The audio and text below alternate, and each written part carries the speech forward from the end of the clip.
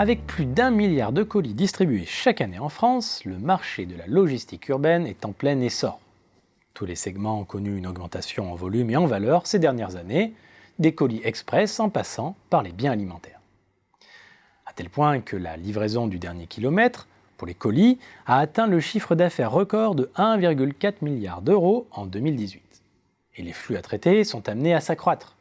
La banalisation du e-commerce, la croissance de la population urbaine et les nouvelles tendances de consommation, comme les commandes de repas en ligne, garantissent en effet une forte hausse du nombre de colis à livrer en ville au cours des prochaines années.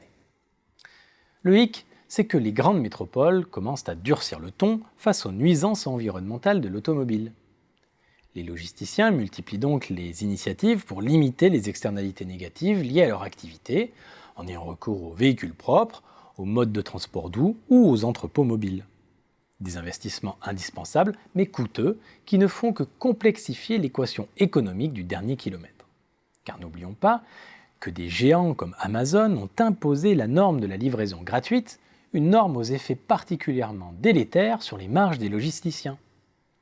En vérité, bien peu d'acteurs, y compris chez les leaders, sont parvenus pour le moment à l'équilibre financier. Pris en étau, entre des coûts qui ne cessent d'augmenter et des prix toujours plus comprimés, les acteurs de la logistique cherchent une martingale.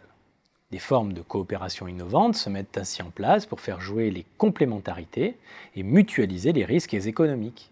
C'est le cas entre les acteurs historiques et les plateformes numériques comme DHL et U2U, ou encore Mondial Relay et TousFactor.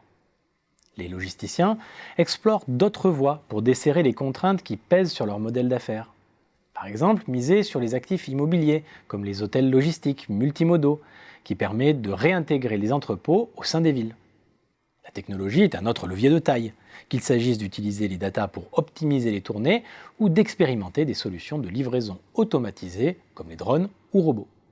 Dans cette optique, le rapprochement des acteurs du colis et de l'express avec les constructeurs automobiles semble inévitable pour inventer des véhicules autonomes dédiés à la logistique du dernier kilomètre et ainsi ne pas se retrouver dépourvus face aux géants du retail ou autres startups qui développent leurs propres solutions.